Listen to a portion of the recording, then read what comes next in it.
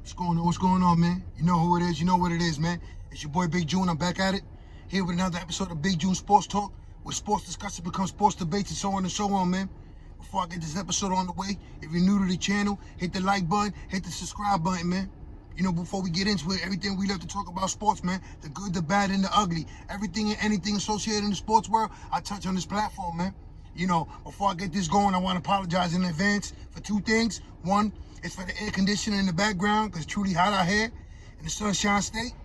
And second is for the length in between episodes. I want to apologize in delay for that. But, you know, your boy Big Jules is going through a few things and, you know, just going through the motions, man. But I'm back and I'm here. I got this good episode on right now and a couple of good ones on the horizon as well, man. So again, it's your boy Big June. And, you know, let's get into a little bit what's going on in the sports world on the current time, right? You got the NBA free agency, which everything is surrounded around where's Kevin Durant going to end up at, and Donovan Mitchell. Is he going to become a New York Knick? Does he go to Miami? You know, for all my baseball heads, you know, the All-Star game was just here. And trading deadline is this Tuesday. So, you know, hopefully your team makes some noise and do what they got to do as far as, you know, adding weapons to the roster for a playoff push and possibly for the World Series. So, you know, again, it's a lot of good things going on in the sports world right now, like I mentioned. You know, NBA free agency. NFL training camp is right around the corner, or for some teams, it already started. So, you know, preseason, another week or two? So football's definitely back. Hopefully your team makes some noise during the off season, and, you know, your team will make some noise during the regular season and make the playoffs, and everything's all good in a perfect world, right? As a sports fan. But, you know, starting this episode here, it basically comes down to, you know, when you're young and you're playing sports for the first time and you look for that support system, right? It normally comes from your parents, right? Your mother, your father. And for this episode right here is a prime example of what I'm just talking about. You know, I told you guys that I had an episode on James Jordan, the late father of the great Michael Jordan. And I'm going to get into that. And this episode is about James Jordan, the impact he had on Michael before and after his death. But this episode really isn't about Michael Jordan. It's about the death of James Jordan and what transpired on that night, that fatal night. So, you know, like I mentioned, man, you know, growing up, playing sports, whether it was baseball, football, basketball, you know, I always admired seeing the fathers in the stands rooting for their kids, you know, at every sporting event. So just knowing that and doing this episode with Michael Jordan and the relationship he had with his father, the late James Jordan, right? It all comes down to what were these young boys thinking that night? And we'll get into that, and I'll get into a little further detail, but everything surrounding the death of James Jordan, right? As a matter of fact, I'm not even going to play around no more. James Jordan, killed July 23rd, 1993, while sleeping in his car on a highway in Lumberton, North Carolina. So let me just stop that right there, right? What was this man doing sleeping on the side of the highway? On the North Carolina highway, Lumberton, North Carolina. Right? James went missing for several weeks, beginning in late July, and was found in August, shot once through the chest. So now, on the side of the road, highway, sleeping, reported missing, late July, and was found in August. So that's the several weeks that James Jordan went missing. His car, a red Lexus SC400, was found with its windows broken near Fayetteville, North Carolina.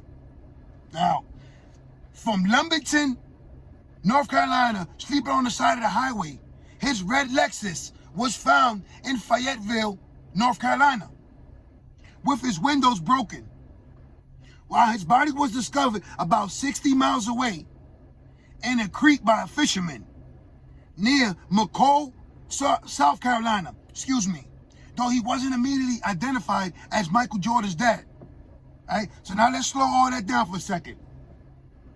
Red Lexus SC400 was found with his windows broken. His body being discovered by a fisherman in McCall, South Carolina. So you go from Lumberton, North Carolina, sleeping on the side of the highway, to now his car being found in Fayetteville, North Carolina. His body was discovered by a fisherman in a creek in McCall, South Carolina. Two young men with close acquaintances with criminal records were charged with murder. Larry Martin Demery and Daniel Andre Green. So now, the real question that everybody wants to answer for is, what were these two young men doing out there on that fatal night when they encountered James Jordan sleeping on the side of the highway? It's obvious they were up to no good, right? They were looking to rob people, places, and things. They spotted the red Lexus, grabs their attention. This guy gotta have money, right? Remember, this is 1993, so flash it back to 1993, and you see a shiny, brand new red Lexus SC400, idle on the side of the highway. You know, again, that's one of the questions that we'll never get the answer to. Why was, James Jordan sleeping on the side of the highway near a motel? Was he intoxicated to that level where he was insubordinate, where he couldn't properly function, that he could order place his stay at a motel? I mean, we'll never get the answers to that now, will we? But what we do know is, sleeping on the side of the highway, body found in McCall, South Carolina. Car was discovered in Fayetteville, North Carolina. Two suspects identified, Larry Martin Demery and Daniel Andre Green, who authorities said used Jordan's cell phone while scrummaging through the car and all that for his belongings, right? They were also charged and connected to several armed robberies. Demery was 17 and Green was 16 at the time of the arrest. So now you have a 17-year-old and a 16-year-old. Up to no good. Obviously, they had the firearm, committed robberies, multiple robberies, when they come across a sleeping James Jordan on the side of the highway in his Lexus. In 1995, Demery pleaded guilty to first-degree murder and agreed to testify against his co-defendant, Green. So now Demery cooperates with the government, looking for a plea deal, looking for mercy. Decides he wants to testify on his co-defendant and place all the blame squarely on Green, right? On Andre Green, right? Daniel Andre Green. Much of the state's case rested on Demery's testimony. So basically, the state's case really wasn't that strong against the two young men, right? It was he say, she say. Could they point them at the scene of the crime for any of the robberies or the murder of James Jordan? So basically, their best shot at getting a conviction was to get the two young men to turn on each other, which they did, with Demery agreeing to testify against Green, which led Green to being found guilty of first-degree murder. Demery, now 44, is being considered for parole by the North Carolina Post-Release Supervision and Parole Commission. So now, let's fast forward to 2022. Or should I say 2021, when this article was released. Demery, 44, still incarcerated, was being considered for release from parole through a North Carolina Post-Release Supervision and Parole Commission. He has been denied parole twice. Once in August of 2013 and the second time on October of 2016. Green will be eligible for parole on October 14th, 2021. So as I'm giving you this episode, Green went and was denied parole again. So you had one who's been denied parole twice in Demery, and Green, who will be eligible for parole on October 21st. He has maintained his innocence and has sought and been denied a new trial. Now this goes for both of them, right? You got one pointing the finger on the other. Yes, I was there, but I didn't shoot him. I didn't kill him. It was him. Yet both of them are still sitting in prison.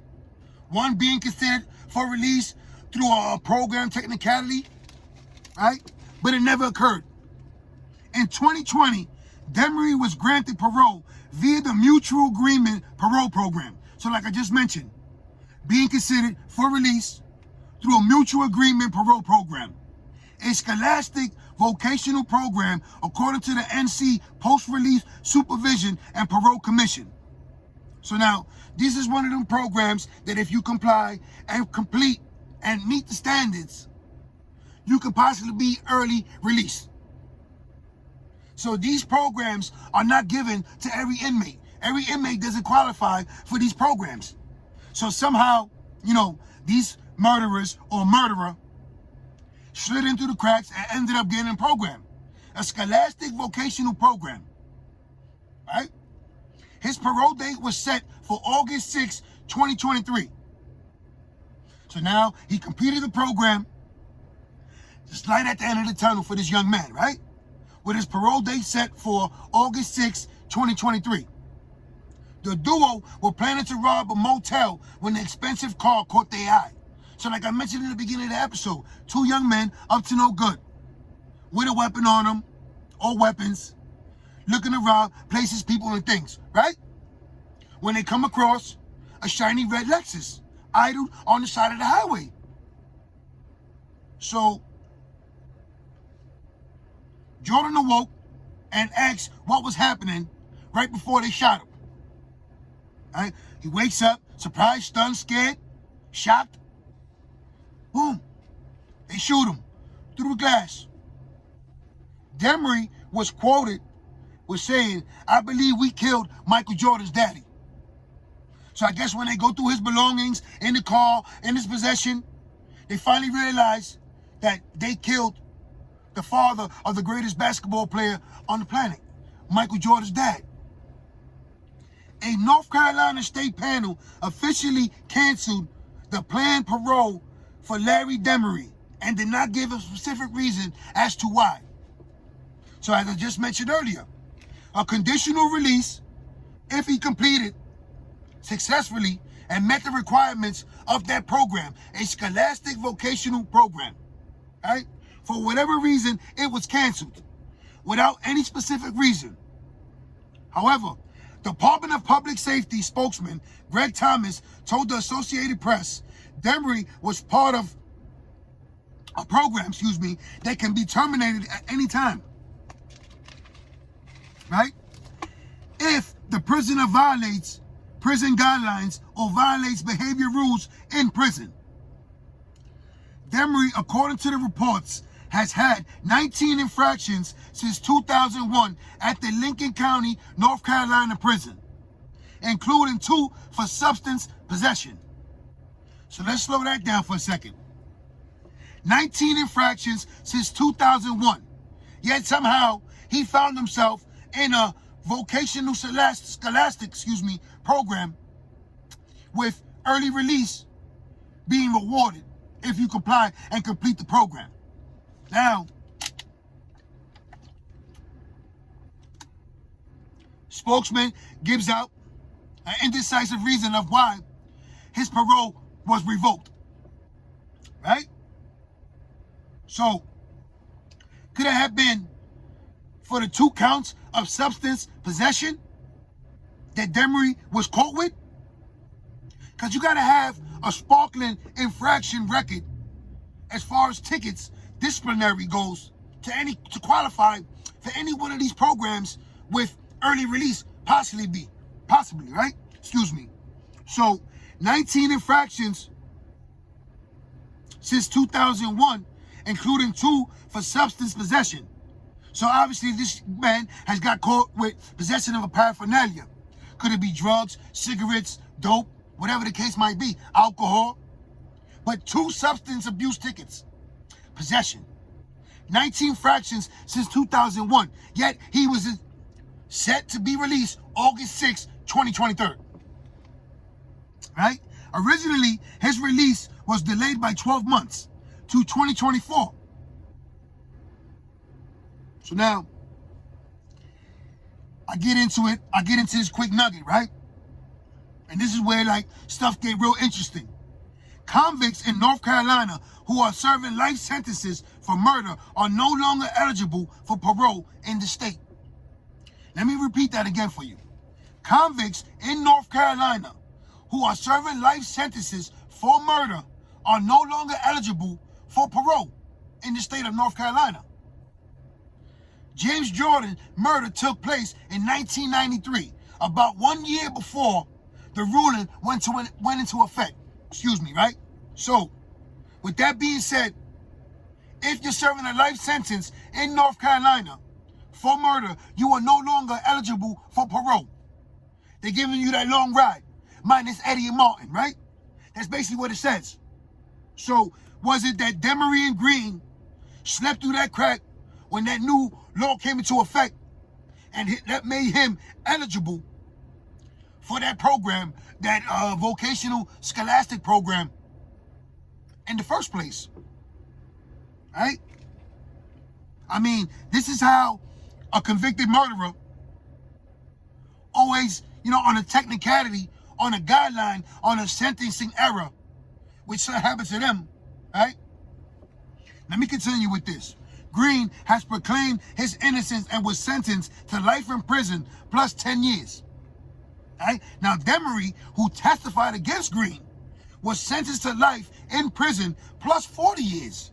So it begs to ask the question, why did he testify in the first place if he was given the same sentence, life, with an additional 30 years? Life plus 40, and Green was sentenced to life in prison plus 10 years. After he pleaded guilty to first-degree murder, armed robbery, and conspiracy to commit robbery. So, life in prison plus 40 years. He was resentenced in 2008 after an error was found in his sentencing, which is partly why he was deemed eligible for the Scholastic Vocational Program, which came up with the early parole, right? So now, as you break down that case, the state's case was weak. They couldn't point these 2 young men together and actually say that they were the one who fired the fatal shot to kill James Jordan, right? So they get one to testify against the other, to turn on each other. Now, the one who did testify, Demery, receives a life plus sentence. Life sentence plus 40 years.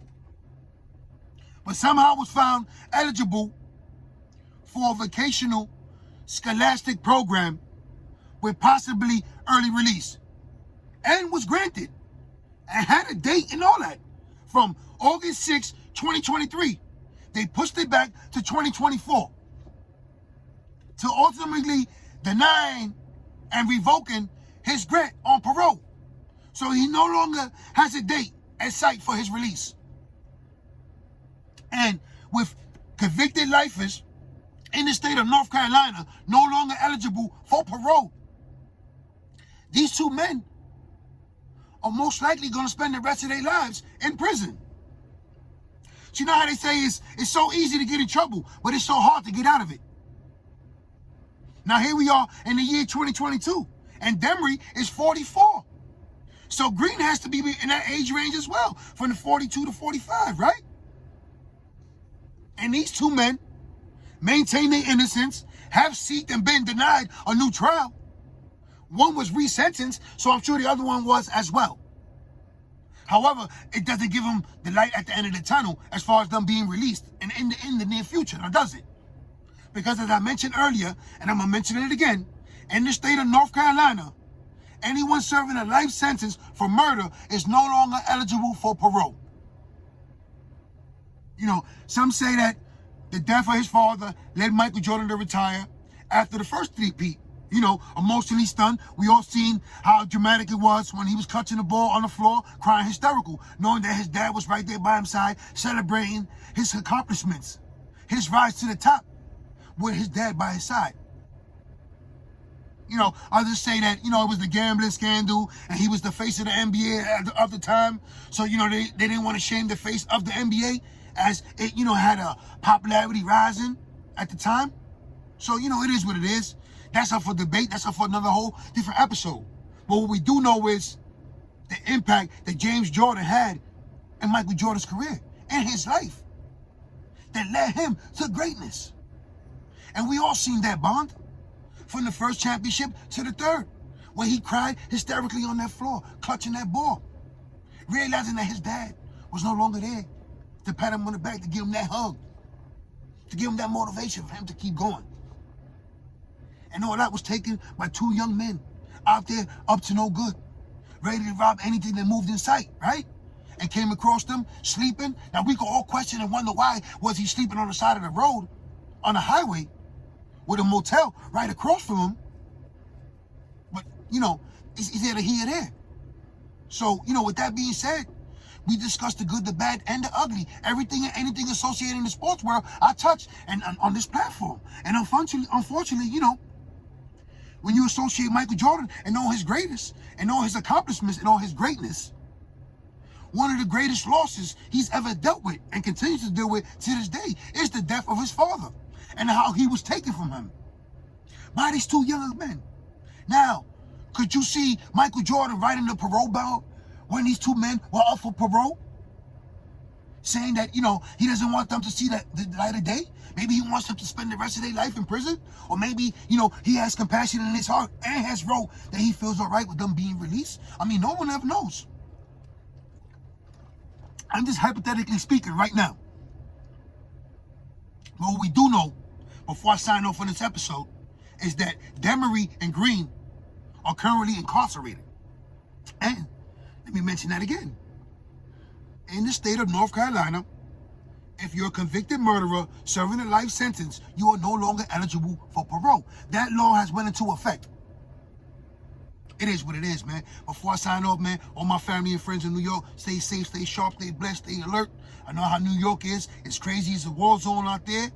You know, there's a war going on outside. No one is safe from, man. So be careful out there. As far as, you know, I want to apologize again for the long delay in between these videos. And, you know, I'm going to get it going. I got this Lawrence Phillips episode coming real soon. I got some NBA talk. What's going to happen with the rest of free agency. Might do a Major League Baseball trade deadline special. Let's see how that goes. Again, it's your boy Big June. Hit that like button. Hit the subscribe button. I'm out of here, man. One.